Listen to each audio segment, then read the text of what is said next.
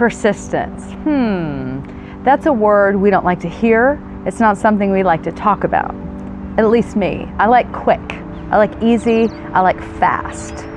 But when I think about, the people that continued on, they stayed faithful in spite of difficult circumstances, it actually inspires me. I want to be that person. I want to know how to go for years and years and years and stay faithful and dedicated to that which I committed myself to.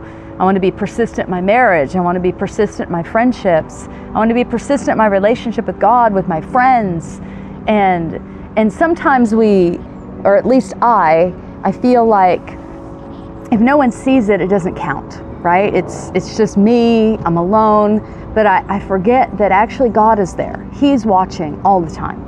And I think of 2 Chronicles 16:9, for the eyes of the Lord range to and fro throughout the whole earth, that he may strongly support those whose hearts are loyal to him. And I want to learn to be loyal to him all the days of my life. And it's easy to be offended, very easy to be offended. It's easy to get hurt and to want to quit and to stop. And it's hard to keep going and press through offense and press through difficult circumstances.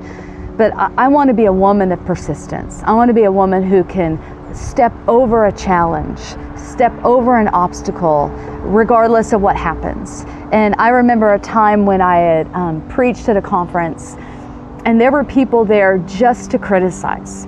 And they chose me as the one that they were going to criticize. And it was painful because they started this online campaign. Not a campaign, but they had an online blog, and they talked about me, and they transcribed my message, and they tore it apart and humiliated me online. And I read about 3 minutes of it before I just felt weak in the knees, and I never wanted to preach again. It was like, forget it. And I remember the Lord confronting me in that moment, going, no, it's hard. Yeah, life's hard. People are always going to come at you. There's always going to be the haters. And you got to learn how to press through and live for me, live for the audience of one, not for the masses. And that was a significant lesson for me, to press through difficult challenges, circumstances. When people don't like you, you keep going. When they tell you to stop, you listen to God, and what does he say? I was preaching one time at a conference, and I had shared just my journey of being known by God, even in hiddenness, and learning how to be faithful when no one was watching, because that's the hard part. No one's watching. It doesn't matter if you're faithful or not faithful, right? No one sees, but God sees. And so I was sharing about how I even found God changing diapers. Like, Dwayne was doing exotic things. He was having incredible backroom meetings. He knew famous people, and I was just there alone with the children. Didn't feel very exotic. And I shared the story about how I would say, okay, God, here I am changing diapers. I'm doing it for you. And so a woman came up to me afterwards, and she said, my daughter has special needs, and she wears diapers. And she says, I've been changing her diapers for 22 years. And with tears rolling down her face, she said to me, so you're saying God cares about that, and that I'm going to be rewarded for being faithful?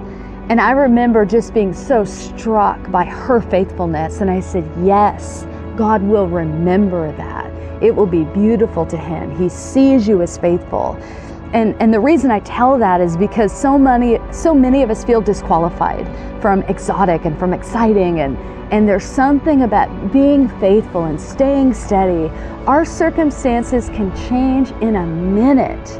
And if we stay steady through them, we stay true to our conviction. We still believe even when we don't see.